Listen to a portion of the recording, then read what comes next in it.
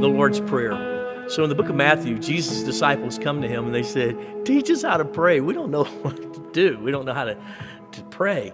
And Jesus gives this model prayer. I think we probably all heard it at least once. Our Father, who art in heaven, hallowed be thy name. Thy kingdom come, thy will be done on earth as it is in heaven. Give us our daily bread.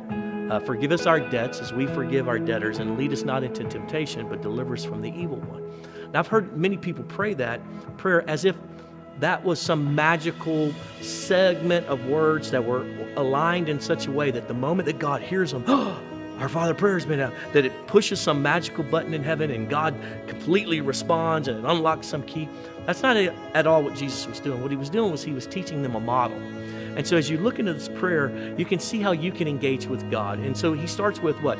Our Father. And so the first statement, the first piece that Jesus is teaching us is relationship. So if we're going to pray, if we're going to engage God in communication, we need to come in confidence. You're my dad. I know I'm not perfect. I know I make mistakes, but you're my dad. And then who art in heaven, which is the second piece that he's teaching us, and that's about worship. Lord, we worship you. You're in heaven. You're not limited to our little life and our little problems. You're above that, beyond that. Our Father, Dad, relationship. Step one. Step two, worship. Lord, you're wonderful. I'll sit sometimes just worship for 5, 10, 15 minutes as I'm engaging God. And then the third step that he gives us is your kingdom come, right? Your will be done. So that's intercession. Lord, your kingdom on this earth. Lord, what you want to happen, Lord God, I want to pray for that, Lord God. I want to pray for those in authority. I want to pray for those, Lord God, in leadership. Lord, I pray your kingdom, what you want to happen in the earth to be done. And then the next, or the fourth piece, is submission. So number one, relationship. Number two, worship. Number three, intercession. And number four, submission. Your will be done on earth as it is in heaven. Lord, I submit.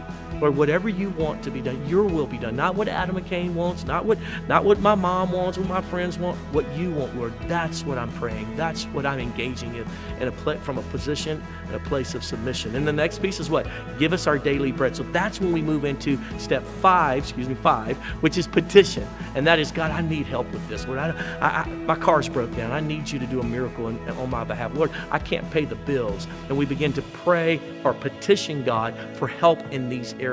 And Jesus actually taught us to do that. And then the next one is what? And forgive us. So number 6, forgiveness or repentance. Lord, forgive me of my sins, even as I forgive those who've been sinning against me. So this beautiful teaching on prayer is I ask God for forgiveness even as I release those who've done evil against me. And then the last and final piece, or number 7, is actually protection. And lead me not into temptation, but deliver me. Lord, I know that I have a tendency to go into this. I'm asking for your help. I'm asking for your protection. Lord, watch over my children. Watch over my grandkids. God, I'm here. I'm yours. Protect me. This was a sample prayer of how we should engage with God, not a specialized group of words that would make us closer to the Lord. So go forward in the Lord's Prayer.